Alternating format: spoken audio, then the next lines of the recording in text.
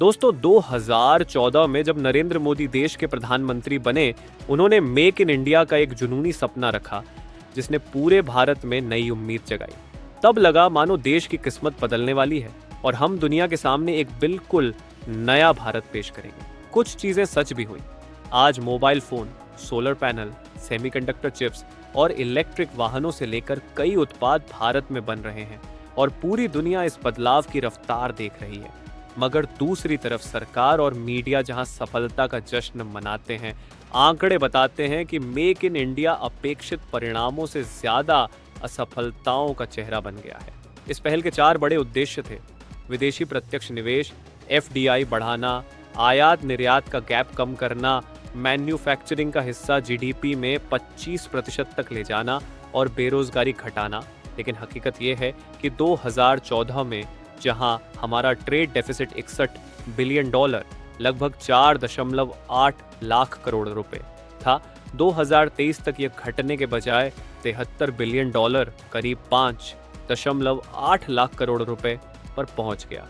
यानी 10 साल में यह अंतर 12 बिलियन डॉलर, लगभग 1 लाख करोड़ और बढ़ गया। एफडीआई में भी तस्वीर मिली जुली रही।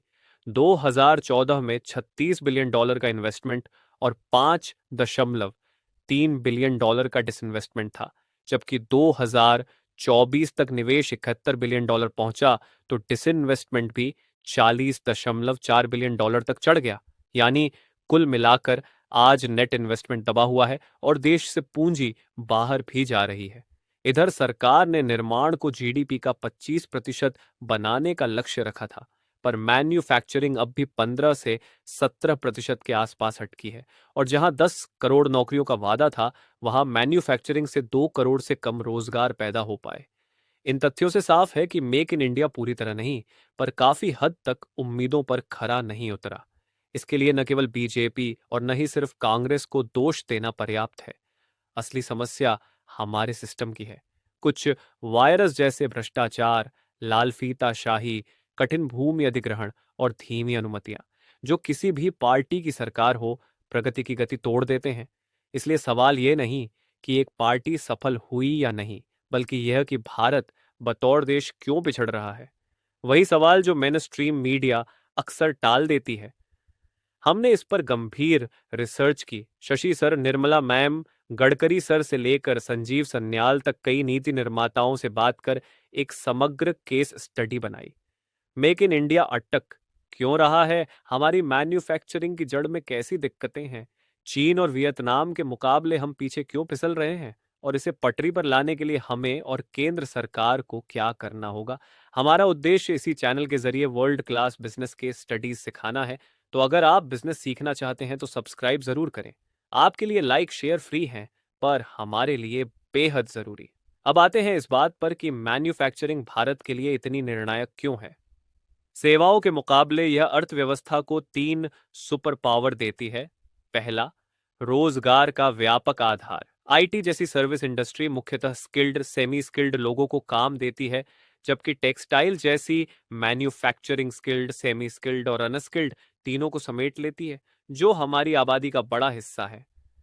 जीडीपी में आईटी का योगदान 7.5% और टेक्सटाइल का 2.3% होने के बावजूद आईटी 50 लाख लोगों को और टेक्सटाइल 4.5 करोड़ लोगों को रोजगार देती है। यानी इंजीनियर से लेकर कम पढ़े लिखे क्लर्क तक सभी के लिए अवसर। दूसरा, मंदी में टिकाऊपन। 2020 की सुस्ती में फाइनेंशियल मार्केटिंग सर्विसेज बुरी तरह पिटी, पर नेस्ले, पीएनजी, यूनिलीवर जैसी कंपनियां अपेक्षाकृत संभली रहीं, क्योंकि लोग रेजर, डिटर्जेंट, बेबी फूड जैसी जरूरी चीजें खरीदना नहीं रोकते। तीसरा, स्केल।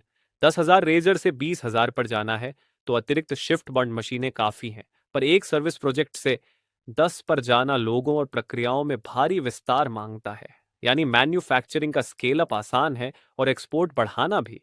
फिर सवाल उठता है कि सरकार के टैक्स ब्रेक्स, लैंड बैंक्स और आक्रामक इन्वेस्टमेंट इनवाइट के बावजूद रुकावट कहां है? बड़ी आबादी, कैपिटलिस्टिक मूड और चाइना +1 का अवसर होते हुए भी? जवाब है सरकारी प्रक्रियाएं और भ्रष्टाचार। भारत में बिजनेस शुरू करना पंजीकरण से लेकर रेगुलेटरी अप्रूवल्स और भूमि अधिग्रहण तक हर पड़ाव पर लाल फीते का जाल है। कंपनी रजिस्ट्रेशन 15 से 30 दिन में हो भी जाए तो ऑपरेशंस शुरू होने में 1.5 से 5 साल लग जाना आम बात है, जबकि वियतनाम में यही काम करीब 6 महीनों में निपट जाता है। सोचिए, अगर आपकी फैक्ट्री रोज 1 लाख रुपए कमा सकती है तो 1 महीने की देरी से 3 करोड़ तक और 1 साल में 6 करोड़ तक का अनुमानित नुकसान बताया जाता है। बड़े कारोबारों के लिए यह हजारों करोड़ तक पहुंच जाता है। यही वजह है कि कई कंपनियां भारत की जगह वियतनाम का विकल्प चुनती है। दूसरी बड़ी बाधा पर्यावरणीय मंजूरियां हैं, जो इंफ्रास्ट्रक्चर विकास और बिजनेस ऑपरेशंस दोनों को रोक देती हैं। उदाहरण के तौर पर दिल्ली मेट्रो का लाजपत नगर साकेत जी ब्लॉक कॉरिडोर कम से कम 6 महीने लटका, 2024 की डेडलाइन 2025 में खिसकी और अगस्त 2024 तक गुजरात में ही 1,000 से अधिक प्रोजेक्ट्स पर्यावरणीय अनुमतियों के कारण विलंबित रहे। ये देरी न केवल समय गंवाती है, बल्कि करोड़ों का नुकसान कराती है। तीसरी और शायद सबसे कठिन पहेली भूमि अधिग्रहण है। औद्योगिक उपयोग, हाईवे के लिए जमीन लेना, कानूनी विवाद, मुआवजे की खींचतान और विभागीय मंजूरियों में वर्षों फंसा रहता है। पॉस्को का केस याद कीजिए। 2005 में $12 बिलियन, करीब 1 लाख करोड़ रुपए के स्टील प्लांट का प्लान ओडिशा में बना, पर भूमि और पर्यावरणीय क्लियरेंस के जंजाल में 10 साल अटका रहा और 2017 में कंपनी ने परियोजना छोड़ दी। ऐसी घटनाएं बाहरी निवेशकों के मन में भारत जोखिम बढ़ाती है। घरेलू इंफ्रास्ट्रक्चर प्रोजेक्ट्स भी इससे अछूते नहीं। भारतमाला फेज 1, जो 2022 तक पूरा होना था, अब 2027 तक टला और लागत 5.35 लाख करोड़ से बढ़कर 10.63 लाख करोड़ हो गई। मुंबई अहमदाबाद बुलेट ट्रेन 2023 की जगह 2024 की 2028 में पूरी मानी जा रही है और अनुमानित लागत 1 लाख करोड़ से लगभग 2 गुनी होकर 2 लाख करोड़। यह अतिरिक्त बोझ आखिरकार करदाताओं की जेब से जाता है। सरकार बदलने पर राज्यों में हुए समझौते बैक बर्नर पर चले जाएं तो प्रोजेक्ट्स और पीछे खिसकते हैं। उधर वियतनाम में प्रक्रियाएं इतनी सुव्यवस्थित हैं कि सैमसंग को 2008 में प्रमाण पत्र मिलते ही 1 साल के भीतर बड़ा स्मार्टफोन प्लांट लगाने में मदद मिली और आज वहां कंपनी का निवेश $22 बिलियन से ऊपर पहुंच चुका है, जिससे लाखों नौकरियां बनी। इसके उलट भारत में लगभग 70% इंफ्रास्ट्रक्चर प्रोजेक्ट्स विलंबित होते हैं और अगस्त 2022 तक उनकी औसत देरी 42 महीने, करीब 3.5 साल पाई गई। अब इंफ्रा की हालत पर नजर डालें तो मालगाड़ियों की औसत रफ्तार 25 किलोमीटर प्रति घंटा है, जबकि चीन में 45। सड़कों पर ट्रकों की औसत गति भारत में 20 से 40 किलोमीटर प्रति घंटा, चीन में 60 और वियतनाम में 40 से 60। बंदरगाहों पर भी हम पीछे हैं। लंबी कोस्ट लाइन और अधिक पोर्ट्स होने के बावजूद मुंबई पोर्ट पर जहाजों का टर्नअराउंड 2 दिन से ज्यादा, जबकि वियतनाम के साइगोन पोर्ट पर 22.6 घंटे। कंटेनरों की ड्वेल टाइम भारत में 22 दिन, वियतनाम में 9 दिन। यही 13 दिन का फर्क लॉजिस्टिक्स लागत को करोड़ों से बढ़ा देता है। दुनिया के टॉप 10 बंदरगाहों में 7 चीन के हैं। भारत का जेएनपीटी 35वें स्थान पर। 2020 में चीन के निंगबो जोशान पोर्ट ने 1.17 बिलियन टन कार्गो संभाला, जबकि भारत का सबसे बड़ा मुद्रा करीब 180 मिलियन मेट्रिक टन पर। सरकार नए पोर्ट्स बनाना चाहती है, पर मंजूरियों और विरोधों के कारण 70% इंफ्रा प्रोजेक्ट्स लटक जाते हैं और विकास रफ्तार खो देता है। अंत में सबसे अहम चुनौती कौशल, स्किल की है। भारत के केवल 2% कार्यबल के पास प्रोफेशनल स्किल्स का प्रमाणन है, जहां दक्षिण कोरिया 90%, जापान 80%, चीन 40% और वियतनाम 12% पर है। स्किल इंडिया रिपोर्ट 2024 के मुताबिक 35% से अधिक बीटेक, 70% से ऊपर पॉलिटेक्निक और 60% आईटीआई ग्रेजुएट बेरोजगार हैं। नतीजा नौकरी का संकट।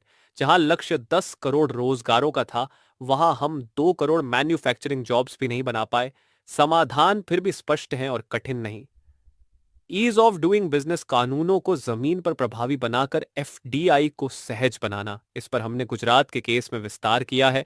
गुजरात स्टाइल लैंड बैंकिंग के जरिए भूमि अधिग्रहण की गांठ खोलना, मजबूत इंफ्रास्ट्रक्चर जहां लैंड बैंकिंग भी सहायक है, पर तेजी से निवेश और श्रम सुधारों के साथ व्यापक ऑपस्किलिंग।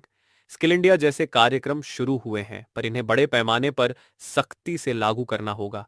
सबसे जरूरी है कि केंद्र और राज्य सरकारें राजनीतिक भेदभाव से ऊपर उठकर समन्वय में काम करें, ताकि देश में राजनीति कम और तरक्की ज्यादा हो। यही मेक इन इंडिया की समस्याएं और उनके समाधान हैं।